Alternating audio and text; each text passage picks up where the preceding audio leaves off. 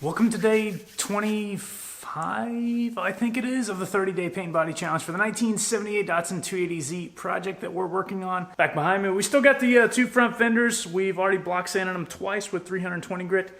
All that remains to do is mix up a little batch of some high build primer, spray on 2 more coats, and then those are ready to go to the wet sanding pile along with the doors that are already over there and the rear hatch. So after I get those 2 coats on there, that'll be 1, 2, 3, 4. That's 5 parts ready for 400 grit wet sanding at a later date. We're gonna get onto the pile of parts behind me here, and all we're gonna use is the DA sander on that. They're too curved. There's too many different angles, so you don't really want a perfectly flat block on those because you're just gonna be digging in either on a flat plane, on a curved surface, or you're gonna be digging in the corners if it's concaved or something like that. So I'm just gonna use the little interference pad.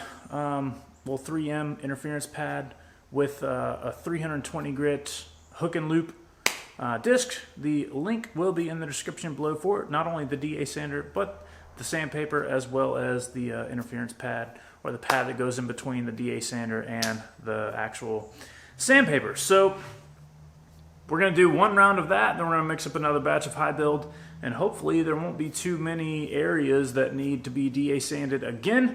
So spray these real quick and then get them in the pile. Then we're going to get busy on DA sanding, 320 grit, all of the other pieces. So we have the inspection lids, the front valence, the bumper fillers, and the cowl. Once those are done, we can move on to the last 2 things, which is the headlight buckets and the hood. Both of those need a little bit of filler work, so we'll get around to doing that. And then we have the entire body to do. So we're running out of time. It's day 25. I've kind of come to the realization we're probably not going to get this thing back in base and clear by the end of 30 days, but we're going to give it a try. So welcome to day 25. Thanks for tagging along. Let's get busy.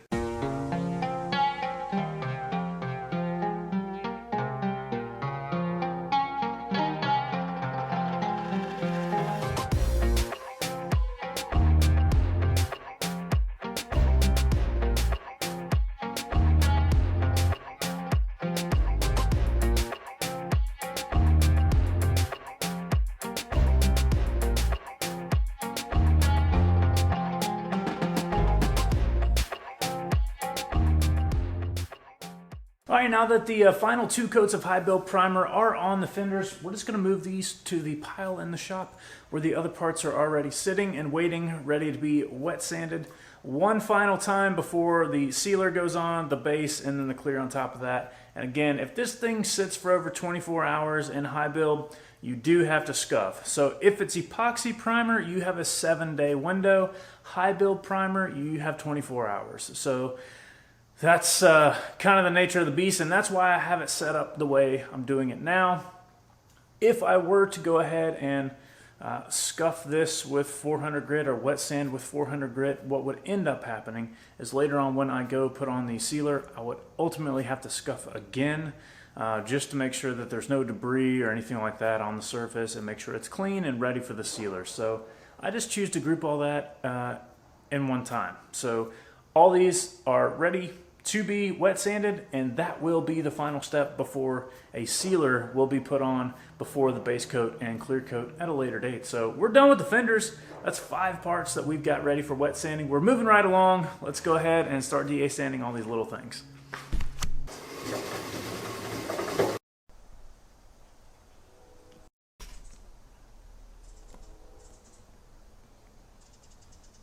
Alright guys, so I just got my little DA sander here. It's just an Ingersoll Rand. The brand doesn't really matter. I do have a link in the description below if you'd like to go purchase one yourself, but this is just a DA orbital palm sander.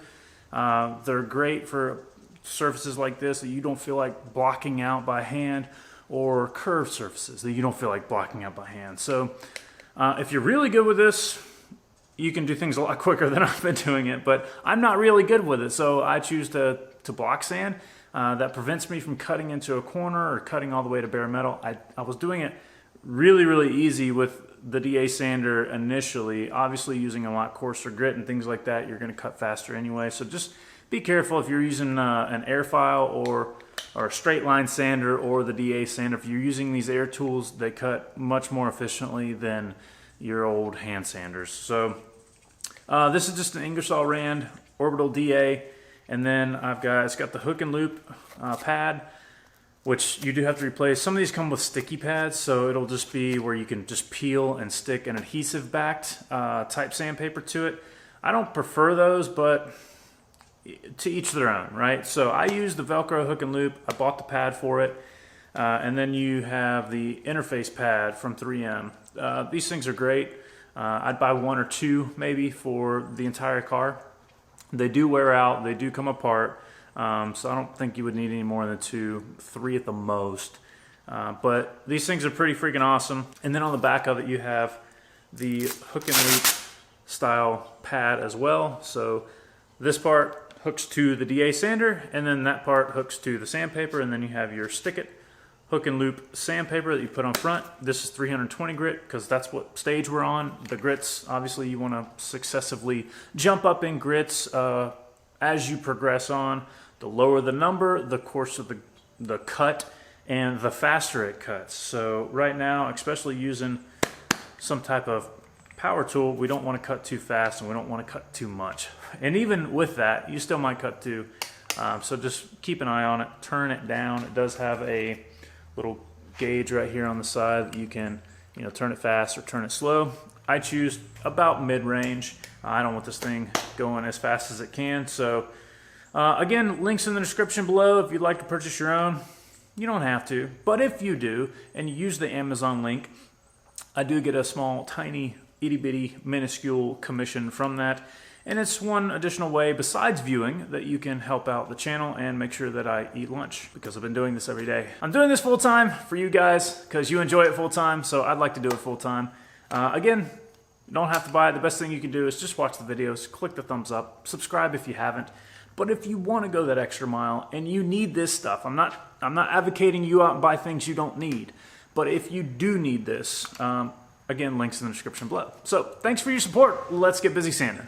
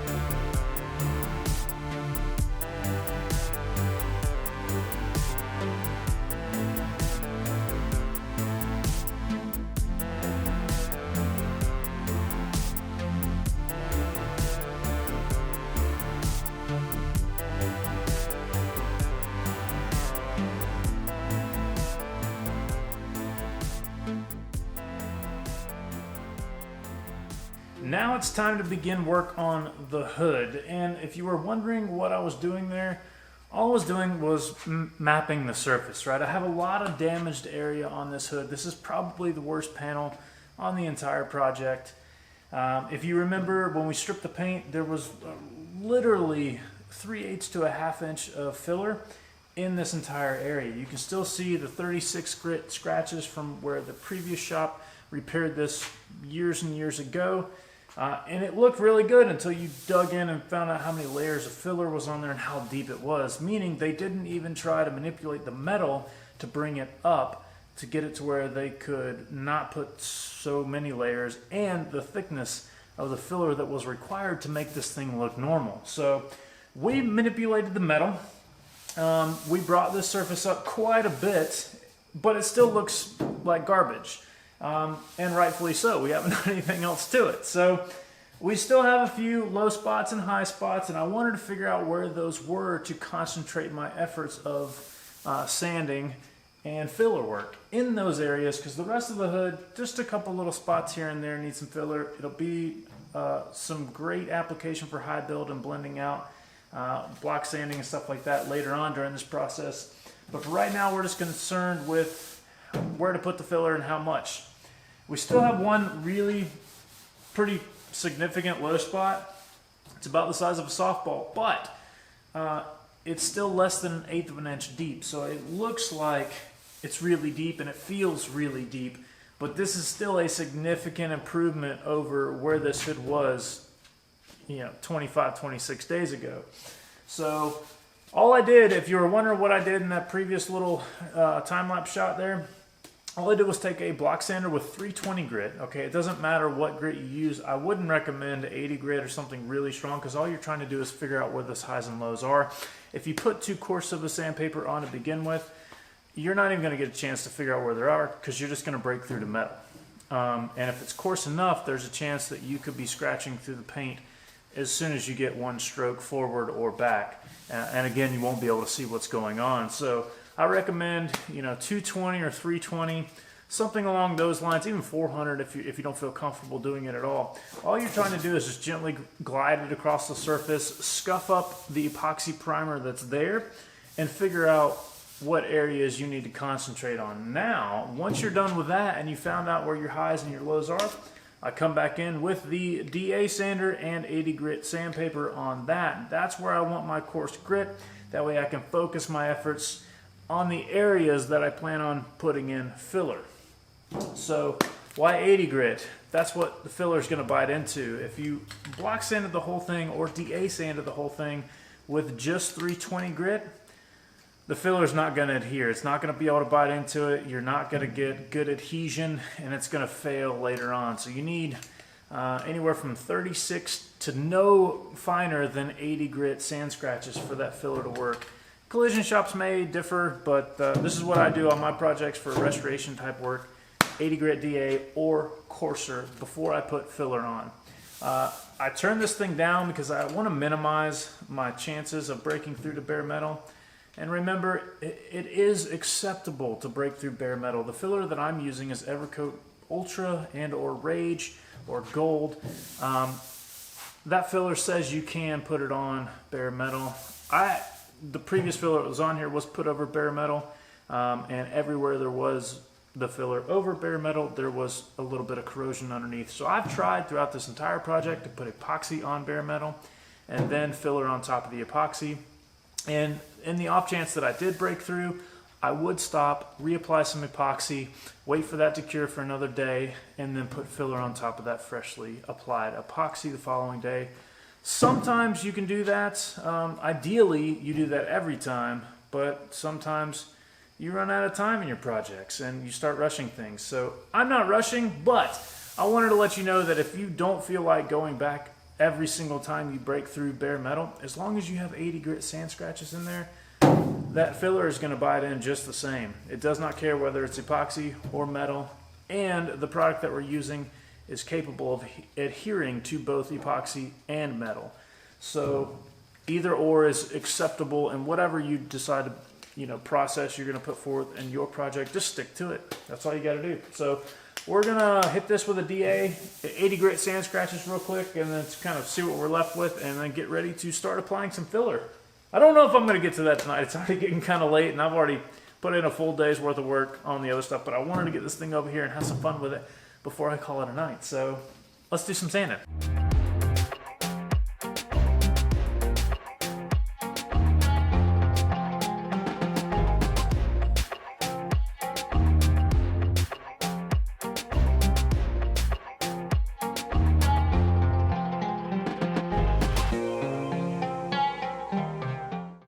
I just want to show you kind of what I meant by breaking through. And this is what I would consider acceptable breakthroughs. Obviously we have 80 grit DA scratches through here, a little bit of edge right here, not too terrible, but these are some of the bigger sections right in here that broke through and showed bare metal. Now ideally you would want to go ahead and put another coat of epoxy over all this and cover these back up. But I just want to show you it is acceptable as long as these high spots right here have 80 grit sand scratches. We can put filler directly on top of them, and that's what we're going to do tomorrow. If you have areas that are bigger than these right here, meaning like wide swaths of metal that is breaking through, you either don't have enough material, or your high spot is significantly higher than the rest of it, or your low spot is significantly lower than the rest of it. So you might want to take some time and rework the metal. But this is what I mean by breaking through. There's very sporadic and very minimal metal showing. So that's kind of what you want. I try to keep any metal that does peek through below the size of a dime. And that's what I would consider acceptable. Collision repair, guys, you got a whole different ball of wax. You're probably going to consider the entire panel being in bare metal as acceptable, and that's completely acceptable for you and all the insurance companies, but it's not for me and what I do in my own home shop. So hope that helps. Get busy on your project, get building something great. Let's get back to it. All right, well that's about all I have time for today, unfortunately, but we got a lot done. All the small stuff is done. The inspection lids are the final 2 coats have been put on of high build. Same with all the front valence pieces, the bumper fillers, and the cowl panel. So that was a pretty productive day. And then we were able to come over here and start looking at getting back to some filler work on the hood. I was going to tackle the headlight buckets first, but maybe I'll do that tomorrow. But I'm definitely afraid of working on this hood because it's such a large piece of real estate. So I want you and your project, when you get to these stages, kind of maybe take a step back too and figure out why you're fearful, or why you're scared, or even something like this, tackle it in sections. Yes, this is one piece, but we're just going to tackle the filler section first. We're going to get to the rest of the panel later on. We're going to fill in the lows, block out the highs, and then do the same process for everything. So that's the same thing we've been doing all along. And even something as big as this will look spectacular when you're all said and done with it, as long as you take your time and do the right things. So the only things that we have left on this to get prepped for the filler and high build stages are the 2 headlight buckets, which need minimal filler work, and this hood, which needs maximum filler work. So that's the stage that we're at right now on this project. I appreciate you guys joining along. I will see you tomorrow on day 26, it is, I believe. So if you like this stuff, click that thumbs up button. If you have any questions about what we're doing or why, leave a comment below and I'll do my best to get around to answering you as soon as I can. If you haven't done so already, please click that red subscribe button. Turn on your bell notifications. That way you get notified just as soon as I get around to posting tomorrow. I appreciate it as always. Until next time, thanks for watching this one.